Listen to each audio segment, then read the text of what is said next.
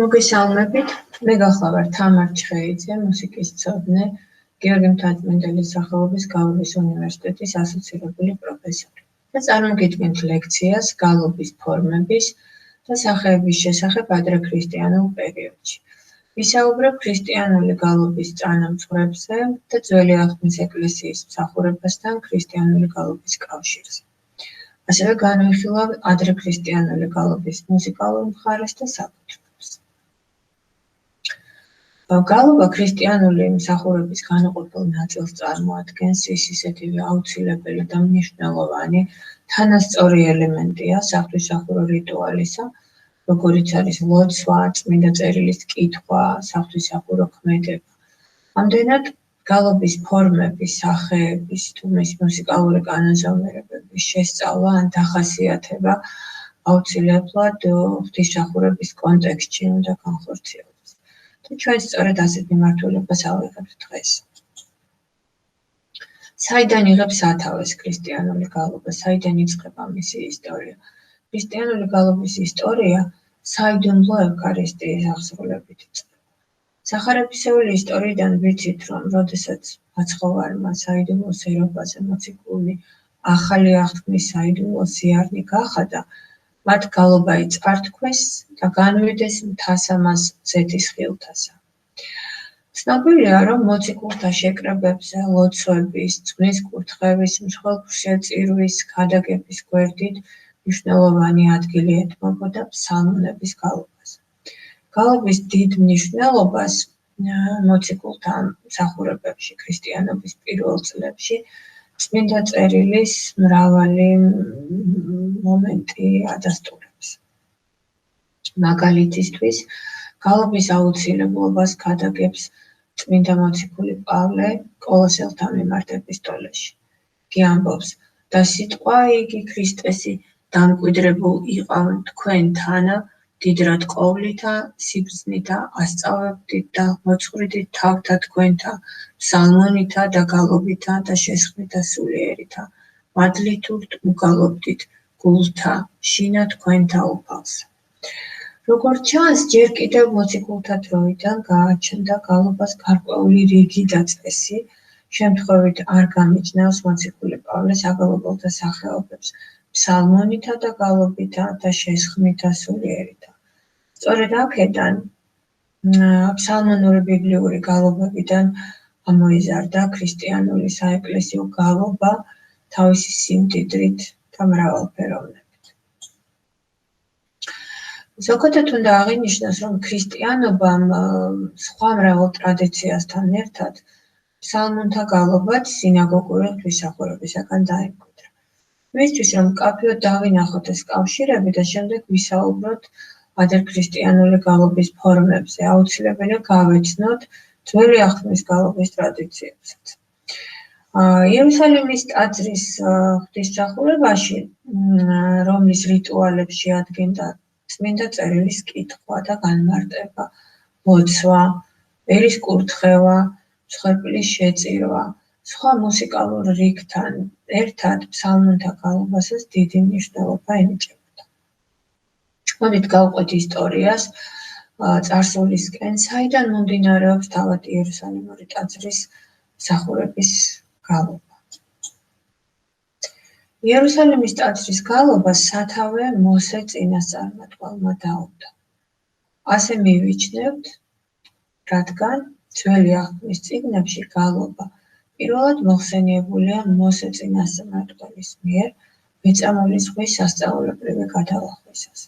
მაშინ უმღერეს მოსემ და ისრაელიანებმა ეს სიმღერა უფალს და ასე თქვეს: ვუმღერი უფალს, რადგან განდიდდა დიდად. მათ გალობა შეუერთდნენ ქალებიც, მირიამ წინასწარმეტყველის წამოწყებით. აიღო ხელში დაფდაფი მირიამ წინასწარმეტყველმა აარონის დამ და მიჰყვნენ მას დედაკაცები დაფდაფებით და დააბესფერდნენ. გალობის ეს ფორმა მიმოგდებითი, ხმის მიმოგდებითი, ეს ქართული წარმოშობის ტერმინია, იგივე ანტიფონური იყო და იმდროინდელი ებრაული ჩვეულების მიხედვით ქალთა ხმებისა და ტიმპანების თანხლებით მიმდინარეობდა. გალობის სიძველეს ადასტურებს ბიბლიაში მოხსენიებული კიდევ ერთი გალობა, რომელიც ებრაელმა ხალხმა უდაბნოში ღვთისმიერ წყაროს გამო მადლიერების ნიშნად აღავლინა. მაშინ იმღერა ისრაელმა ეს სიმღერა, აივსე ჭაო უმღერეთ მას. მოსეს მამხილებელი გალობა შეისწავლა მთელმა იუდეველთა ყველა თაობამ. მივიდა მოსე და წარმოსთქვა ამ სიმღერის ყოველი სიტყვა ხალხის გასაგონად. მოიხილეცაო და ვიტყოდი და ისმენდი ქვეყანა ის სიტყვასა პირისა ჩემისათა. ეს გალობა შეიცავს კაცრ საყვედურებს, ხილებას და ერს მოუწოდებს სინანულისა და შემოსრულებისკენ, ამიტომაც მეორე გალობა სადღესასწაულო კანონებში არ შედის, ამის შესახებ მოგვიანებით ვისაუბრებ, მაგრამ იგალობება მარხვის დღეებში. ისრაელი საჯულების გალობას, დებორასა და ბარაკის გალობანი მიგვანიშნებენ ებრაელთა შორის გალობის ღირსეულ ადგილს და იმავდროულად მათში მამაკაცთა და ქალთა თანამონაწილეობაზე, რომლებიც მონაცვლეობით ერთვებოდნენ საერთო გალობაში. გალობის მნიშვნელობა იზრდება და ფართო განვითარებას განიცდის წინასწარმეტყველი სამუელის დროიდან, განსაკუთრებით კი წინასწარმეტყველთა სკოლებში, სადაც მუსიკა მოსწავლე წინასწარმეტყველთა სწავლებების აუცილებელი შემადგენელი ნაწილი იყო. სამუელ წინასწარმეტყველზე ცოტა უფრო მეტხან შევჩერდებით, რადგან იგი არის ძალიან მნიშვნელოვანი ფიგურა ქართული ეროვნული იდეოლოგიისთვის. ქართველ მეფეთა ბაგრატონთა დინასტია ითვლება ბიბლიური მეფის დავითის შთამომავლებად. დავითი კი ცნობილია, რომ მეფედ უფლის მითითებით გამოარჩია სამუელ წინასწარმეტყველს.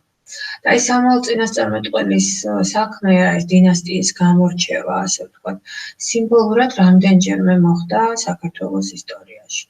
პირველად, როდესაც გვარამის ერისმთავრად გამორჩევის დროს მე-6 საუკუნეში, რაზეც მოწმობს მე-11 საუკუნის პირველი ნახევრის ქართველი ისტორიკოსი სუმბატ დავითის ძის ისტორიული ქრონიკა, ცხოვრება და უწყება ბაგრატონიანთა. აქ გახლავთ მოხსენიებული და ეს კიდევ ერთხელ გამეორდა უკვე მოგვიანებით, როცა გრიგოლ ხანძთელის მიერ, როდესაც მან ცნო და აღიარა ბაგრატიონთა წარმომავლობა ბიბლიური დავითისაგან და ამით გამოარჩია ბაგრატიონების სხვა გვარებიდან ვითარცა დავითის შთამომავალი, ხო? აი აქ სლაიდზე თქვენ ხედავთ გრიგოლ ხანძთელის სიტყვებს, როდესაც ის მიმართავს გრიგოლ ხანძთელის მიმართვაში წმინდა აშოტ კურაპალატისადმი, დავით წინასწარმეტყველისა და უფლისა მიერ ცხებულისა შვილად წოდებულო ხელმწიფეო, ასე მიმართავს იგი. ნუ აქ გრიგოლ ხანძთელის ცხოვრებაში, გიორგი მერჩულის ამ თხზულებაში კიდევ ერთი კავშირია სამუელ წინასწარმეტყველთან, გრიგოლ ხანძთელისა. გრიგოლ ხანძთელი სხვათა შორის იყო ისეთივე შეწირული ღვთისადმი დედის აშოდან, როგორც სამუელ წინასწარმეტყველი. ჩვენ აქ თხზულებაში ვკითხულობთ, საშო იდგანვე დედისაით შეწირული იყო ღვთისა დედისაგან თვისისა, ვითარცა სამუელ წინასწარმეტყველი დამარხვათაშინა იზრდებოდა მსგავსად წინამორბედისა. ისე იგი გრიგოლ ხანძთელის როლი ქართული გალობის განვითარების საქმეში ავტორი როგორც გვაწვდის, იყო ღვთის განგებულებით წინასწართან განსაზღვრული. კარგი, დაუბრუნდეთ ისრაელს. ისე იგი სამუელ წინასწარმეტყველის შემდეგ უკვე დავით წინასწარმეტყველმა განავითარა და არ დახულს სრულყოფილებამდე აიყვანა ებრაული ტაძრის გალობა. ცნობილია, რომ დავით მეფე იყო არა მხოლოდ პსალმების ტექსტების, არამედ მუსიკალური ჰანგების ავტორიც. ის იყო უდიდესი მუსიკოსი, რომლის სახელიც დიდი მოწიწებით წარმოითქმოდა მთელს აღმოსავლეთში. თავად დავით მეფე უდგენდა გალობლებს პსალმონების შესრულების ხერხებს, გალობლებს გუნდის ხელმძღვანელებს და თვითონაც ამზადებდა მუსიკალურ საკრავებს. მისი პსალმონებიდან ჩვენ ვისმენთ უგალობდით ღმერთსა ჩვენ საუგალობდით, უგალობდით მეუფესა ჩვენ საუგალობდით, რამე თუ მეუფე არს ყოვლისა, ქვეყანისა ღმერთი, უგალობდით მას მეცნიერებით, აგრეთვე უგალობდით და იხარებდით და აქებდით. უგალობდით უფალსა, ებნითა და ხმითა პსალმონისაითა. ნესტვითა, ჭედილითა და ხმითა, ნესტვისა, რქისაითა, ღაღადებდეთ წინაშე მეუფისა უფლისა. და კვლავ აქებდით ღმერთსა, წმიდათა შორის მისთა, აქებდით მას სამყაროისა, ძალისა მისისაითა. ყოველი სული აქებდით უფალსა. მეფე დავით წინასწარმეტყველის დროიდან ღვთისმსახურების შემადგენლობაში არა მხოლოდ გალობა, არამედ ინსტრუმენტული მუსიკაც არის, რაც მთელს მეფეთა პერიოდში, ვიდრე ბაბილონის ტყვეობამდე შენარჩუნდება. მეფე დავით წინასწარმეტყველის მემკვიდრე სოლომონ მეფე ისეთივე სიმაღლეზე აყენებს პსალმონების გალობას, როგორც თავად მეფე დავითი. და იქიც ადგენს ჰიმნებს. ჩვენ ბიბლიაში ვკითხულობთ, რომ წარმოთქვა 3000 იგავი და შეთხზა 5000 გალობა. ლევიტელები, რომლებიც იყვნენ მუსიკოსები ძველი აღთქმის ეკლესიაში, ლევიტელთა გუნდები მოხსენიებულია მეფეთა იოსაფატის, ეზეკიასა და იოსიის დროს. ხსენებულ მამათმთავართა და მეფეთა გარდა ტაძრის საგალობლების შედგენაში მონაწილეობა სხვა მღვდელმთავრებაც მიიღეს, მათ შორის სვიმეონმა და იოქანანმა. მოხსენიებული საერო და სასულიერო პირების მონაწილეობით და მფარველობით საღვთისმსახურო მუსიკამ საპატიო ადგილი დაიმკვიდრა არა მხოლოდ ტაძრის ღვთისმსახურებაში, არამედ მის გარეთაც საერთო სახალხო რელიგიურ დღესასწაულებსა და საღვთისმყოფაში. ამაზე მეტყველებს დავით მეფის დროს მუსიკოსთა და მგალობელთა შთამბეჭდავი რაოდენობა, საერთო რიცხვი აღწევდა 4000. მათ შორის იყო 288 კორიფე, ეს იყო წინამძღოლი, ხელმძღვანელი გუნდისა და ისინი იყვნენ 24 რიგად დაყოფილი და ტაძარში ღვთისმსახურებისას ყოველკვირეულად ენაცვლებოდნენ ერთმანეთს. სადღესასწაულო მსახურებაში კი ყველა მგალობელი და მუსიკოსი ერთდროულად მონაწილეობდა და წარმოიდგინეთ, როგორი გრანდიოზული რიტუალი იქნებოდა თანხლებით, ეს მუსიკალური თანხლებით, ეს საღვთისმსახურო რიტუალი. ასეთ დროს სადღესასწაულო მსახურებაზე მუსიკოსები სამდიდ გუნდში ნაწილდებოდნენ.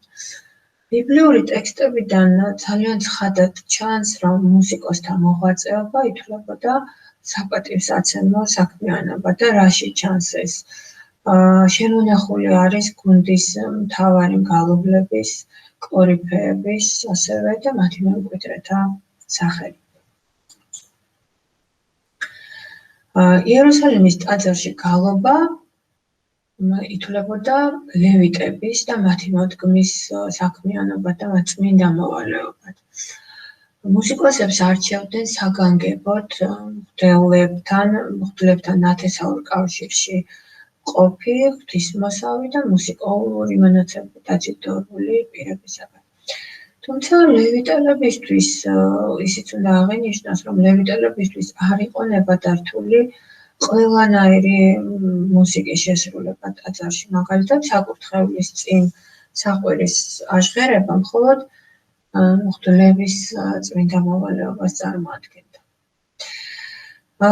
ებრაულ ტაძარში გალობაში მონაწილეობდა არა მხოლოდ ღვთისმსახურებისთვის რჩეული და კურთხეული ლევიტები, არამედ ის პირებიც მონაწილეობდა, რომელთაც არ ჰქონდათ კურთხევა მიღებული, მათ შორის იყვნენ ქალები და ტაძარში მდგომარე მრევლი. მაგრამ ისე როგორც ჰიმნების შესრულებაში არსებობდა გარკვეული წესი და გარკვეული მაღალ დონეზე ორგანიზება, ასევე გალობაში მონაწილეობა არ ხდებოდა საერო პირთა თვითნებური ჩართვით. არამედ მრევლის გალობაში ჩართვასაც გააჩნდა გარკვეული წესი. კერძოდ საზოგადო გალობა აღევლინებოდა ფსალმონის პირველი მუხლის გამეორებით და მის ამღერებში, ჩასართავებში მისი დამატების გზით. ერთი ეს იყო, ხოლო მეორე კი იყო სხვადასხვა აკლამაციების შეძახილების, საზოგადო შეძახილების ჩართვით. ამრიგად, ძველი აღთქმის ტაძარში ღვთისმსახურებისას საგალობლების შემსრულებელთა თითოეულ ჯგუფს თავისი მოვალეობა, თავისი ადგილი ჰქონდა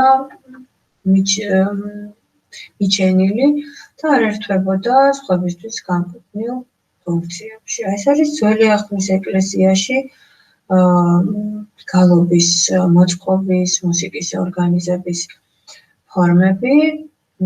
ახლა კი გავაგრძელოთ საუბარი ახალი აღთქმის ეკლესიის გალობაზე, თუ როგორ გრძელდება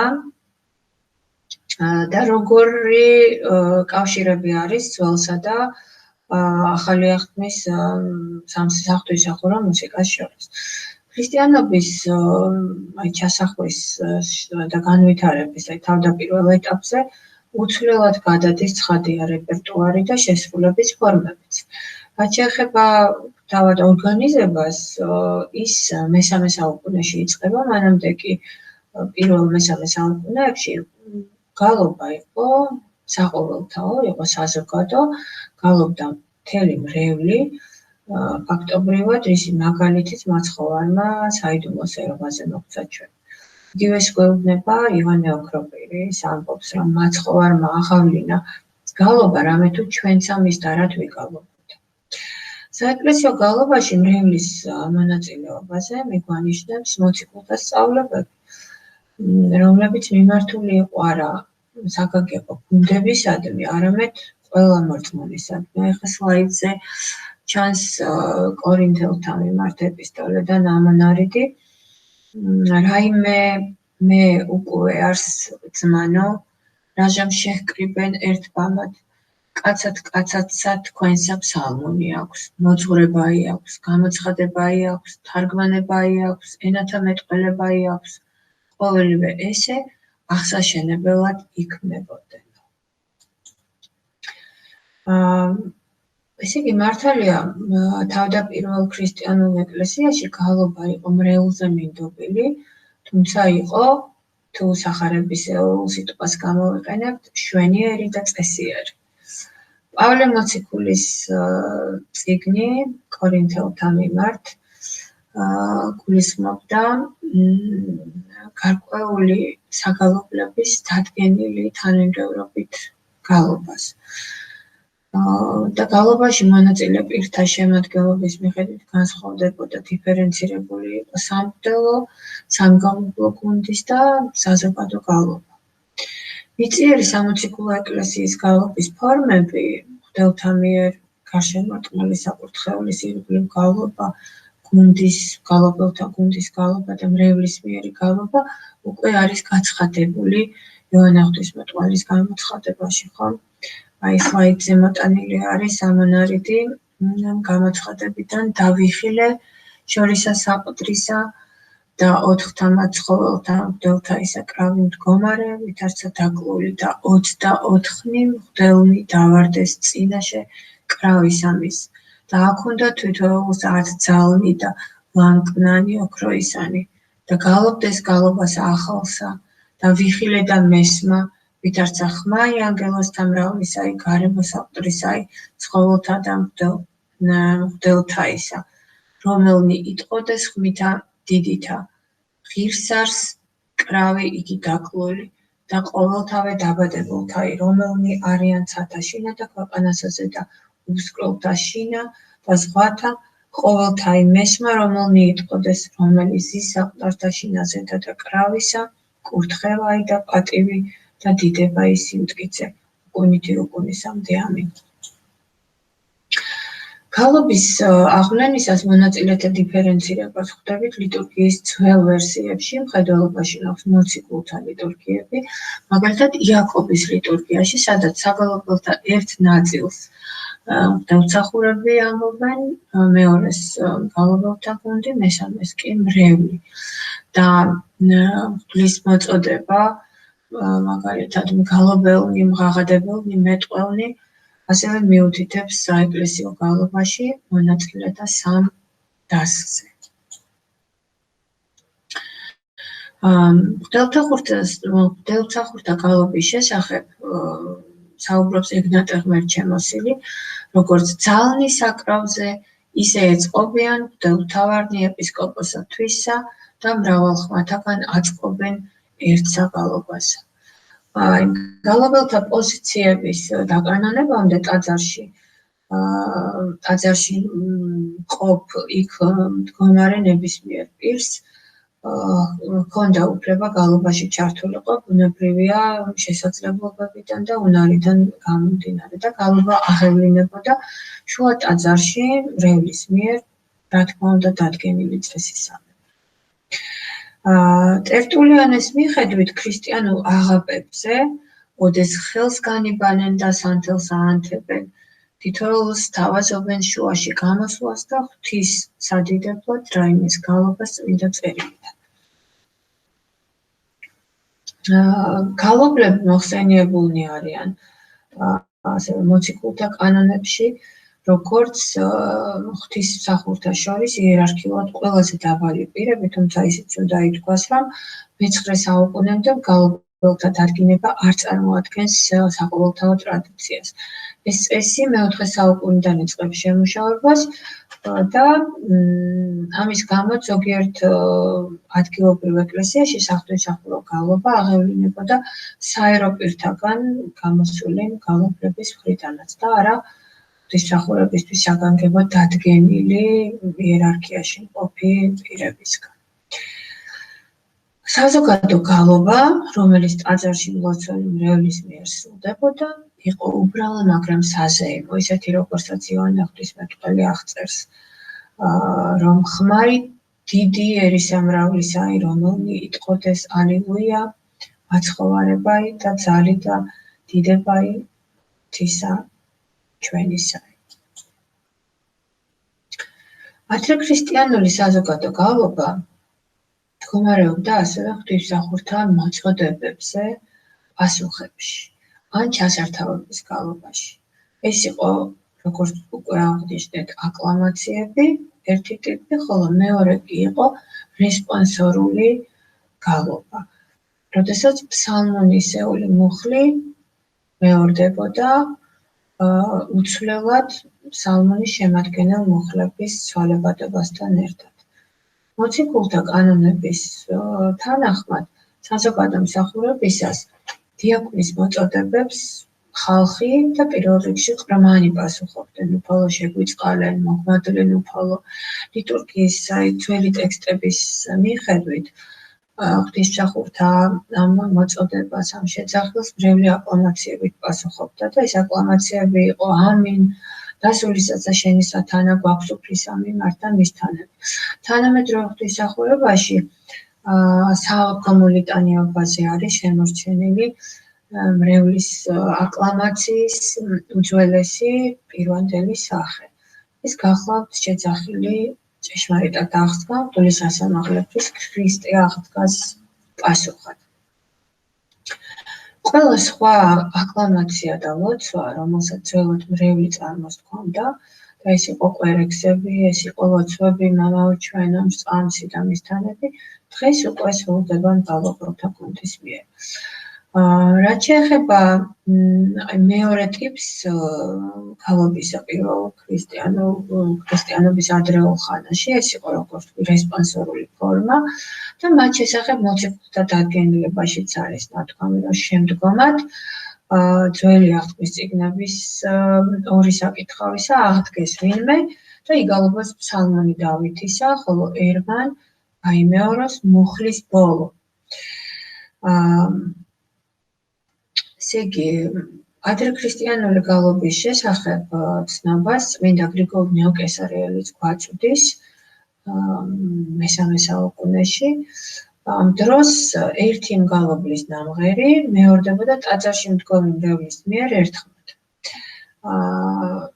ივანე ოქროპირიც აღნიშნავს რესპონსორული გალობის ფორმის შესახებ, რომ მამებმა დაადგინეს მრევლმა გაიმეოროს ის მუხლი, რომელიც დიდი დოგმატის შემცველია.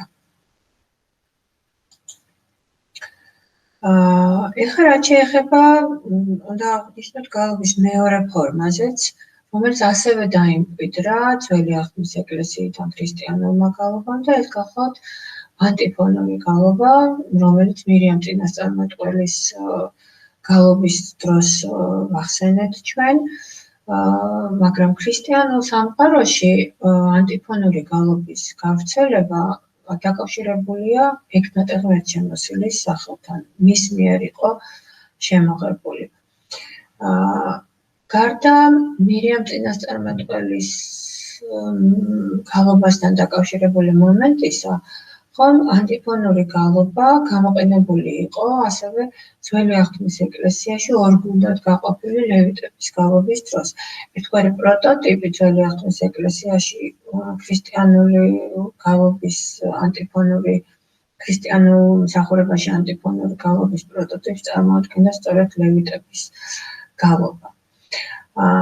მაგრამ ამასთან ერთად ასევე წმინდა ეღნატე ღმერთშემოსილის ზეციური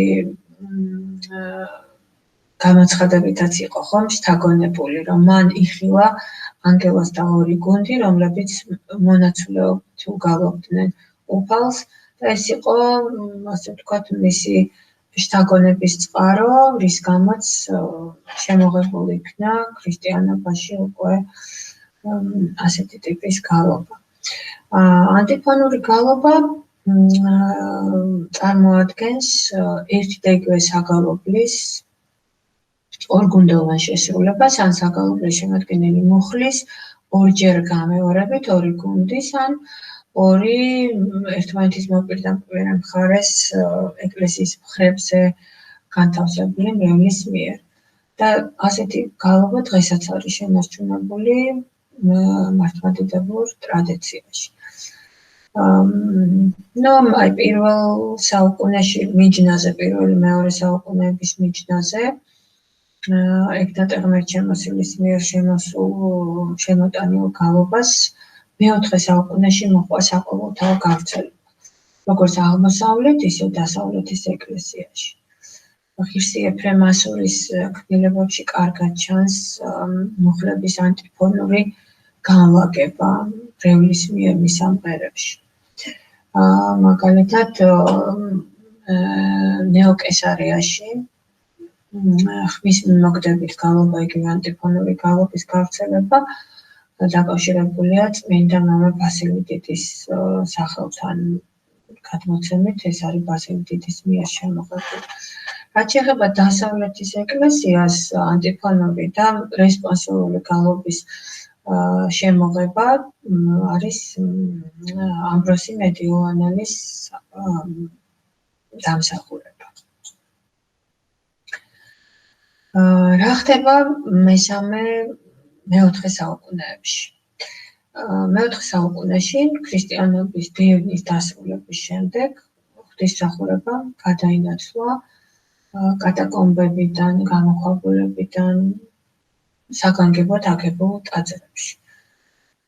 ბუნებრივია, აი ამ მოვლენას მოჰყვა ღვთისმსახურების რიტუალის შემადგენელი კომპონენტების და მათ შორის გალობის ფორმების გართულებაც. რატომ? იმიტომ რომ მსახურებაზე უკვე ესწრებოდა საზოგადოების მაღალი ფენის წარმომადგენლები და უკვე ხალხური იმპროვიზაციების საფუძველზე აღმოცენებული საგალობლები ცხადია ვეღარ დააკმაყოფილებდნენ ღვთისმსახურებას. ამიტომ იწყება გუნდების დახვეწაზე, გალობის დახვეწაზე ზრუნვა, გაუმჯობესებაზე ზრუნვა და გუნდების ამან გამოიწვია გუნდების და სამგალობო დასების წარმოქმნის აუცილებლობა. იქმნება ახალი საგალობლები, რთულდება მათი მუსიკალური და პოეტური შინაარსი. როგორც უკვე ვთქვით, ეს ფორმები ძნელი დასაძლევი აღმოჩნდა მრევლისთვის, რამაც ბუნებრივია იმოქმედა შესრულების ხარისხზე. ამიტომ გახდა აუცილებელი გალობელთა პროფესიული განსწავლა და ამ გზით გალობის გაუმჯობესება. მეოთხე საუკუნე არის გარდამტეხი პერიოდი, რადგან ამ დროს პაპი სილვესტერი აყალიბებს პირველ სამგალობლო სკოლას. ამავე საუკუნეში, კერძოდ 367 წელს ლაოდიკიის კრებაზე გალობასთან დაკავშირებით მიიღეს რამდენიმე დადგენილება. ერთ-ერთი არის განსაკუთრებით აღსანიშნავი, რომლის შინაარსის არასწორად აღქმის შემთხვევაში შეიქმნება შთაბეჭდილება, რომ თითქოს მრევლს მოაკლდა შესაძლებლობა ჩართული ყოფილიყო მსახურებაში. ამ დადგენილებაში ვკითხულობთ, ვითარმეთ არა ჯერ არც თვინიერ კანონისა მიერ განწესებულ სამგალობელთა ისა, ანუ გარდა დადგენილი მგალობლებისა, რომლებიც საფსალმონეთაზე დააღვლენენ გალობად დიფთერაითა, სხვათა ვინმე გალობა ეკლესიასა შინა, ანუ საგანგებოდ განწესებულ მგალობელთა გარდა, რომლებიც საფსალმონეზე აღავლენენ გალობასო, მათ გარდა არავის აქვს უფლება გალობის აღსრულებისა. ამავე კრებაზე გალობის კანონიკურობის საკითხზეც იყო მსჯელობა და განისაზღვრა და იკრძალა არაკანონიკური ტექსტების გალობა. ამ აკრძალების აუცილებლობა გამოწვეული იყო ერეტიკოსთა გალობისაგან გასამიჯნად და ასევე წარმართული მუსიკალური ნაკადის ეკლესიაში შემოჭრისგან, წარმართული თეატრის სასცენო ხელოვნების გალობის სტილის გავრცელებისგან, ერთგვარი პრევენციით და თავდაცვით. ამ მოძრაობაში, რა თქმა უნდა, მონაწილეობდა წმინდა იოანე ოქროპირი და ცნობილია, რომ მან არიანელთა წინააღმდეგ ბრძოლის მიზნით ღამისთების ლოცვაზე, შემდეგ ლიტურგიაზე და პარაკლისზე დააყენა განსაკუთრებულ მგალობელთაგან შედგენილი გუნდი.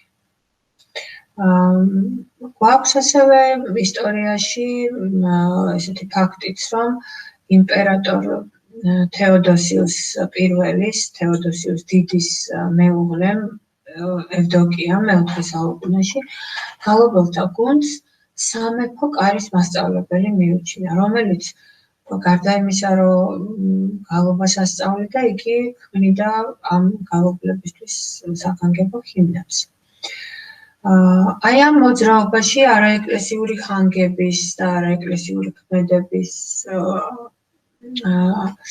აღკვეთის მიზნით დადგინდა გალობელთა და მკითხველთა მედავითნე და განსაკუთრებული საეკლესიო ხარისხები. ამ დროიდან უკვე გალობლად შედგომა უკაცრავად საგანგებო ლოცვისა და საგანგებო წესის თანახმად აღესრულებოდა. ლაოდიკიის კრების შემდგომ უკვე მე-7 საუკუნეში ერისკაცთა მსახურებაში თვითნებურად ჩართვის აკრძალვაზე საუბრობს ტრულის კრების 33 კანონით. რასთან იყო დაკავშირებული ეს ერისკაცთა გალობაში ჩართვის აკრძალვა? ხომ ცხადია, მოწოდებული იყო გარკვეული უწესრიგობის აღმოფხვრისთვის და არა საზოგადო გალობის შეწყვეტისთვის, ხო? საეკლესიო კრება შეუძლებელია შეექმნა ისეთი კანონი, საეკლესიო კრება არ შექმნიდა ისეთ კანონს, რომელიც ლიტურგიაში მონაწილეობის უფლებას ჩამოართმევდა მას, ვისი ხსნისთვისაც აღესრულებოდა, ხომ საიდუმლო.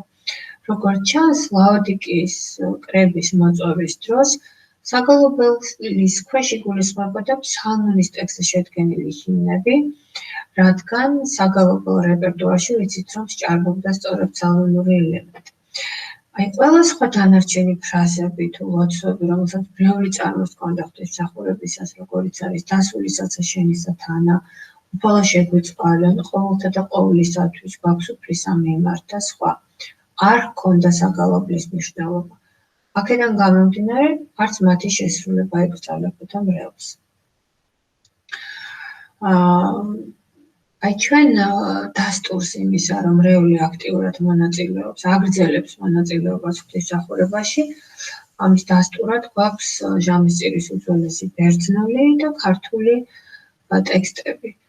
სადაც ხედავთ, რომ ლაოდიკიის კრების შემდეგაც და ტულის კრების შემდეგაც მრევლი კვლავ მონაწილეობს ლიტურგიის მსვლელობაში და ასრულებს ისეთ მნიშვნელოვან საგალობლებს, როგორიც არის მცირე შესვლის თუ დიდი შესვლის საგალობლები, მოვედით აყვანისმცეთ, რომელიც აგრეთვე წმინდა უღმერთო და უფრო მეტიც ევქარისტიული ანაფორის, ევქარისტიული კანონის და ზიარების რიტუალის შემოქმედების საგალობლები.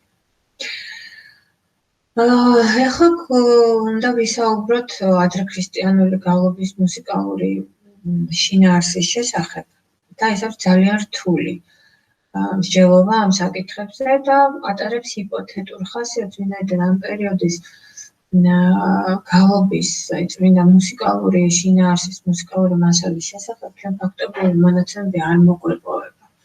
უბრალოდ ერთი რამ ცხადია, რომ დასაწყისი საუკუნეების გალობის მუსიკალურ მხარეში გაერთიანებული იქნებოდა მრავალი ერის მუსიკალური ტრადიცია. ხო, ახალი აღქმა ძალიან მწირ ცნობებს შეიცავს პირველი საუკუნეების გალობის წმინდა მუსიკალურ მხარეზე. ამის შესახებ ცნობები არც მეორე-მესამე საუკუნეების წერილობით წყაროებში არ არის შემონახული, მაგრამ ვიცით ის, რომ სამონასტრო ცხოვრების განვითარებასთან ერთად საეკლესიო გალობისადმი ორი დაპირისპირებული პოზიცია ჩანს. ბერები, უდაბნოს ბერები იმდროინდელ სამრევლო ტაძრების საგალობლებს ადარებდნენ თეატრს. ყალბქებად და ფუძს სიამოვნებად მიიჩნევდნენ და ამბობდნენ, რომ ის მხოლოდ გონება სუსტი, მცირედ მორწმუნენი და ნაკლებად გარკვეულნი შეიძლება დააკმაყოფილოსო გალობამ.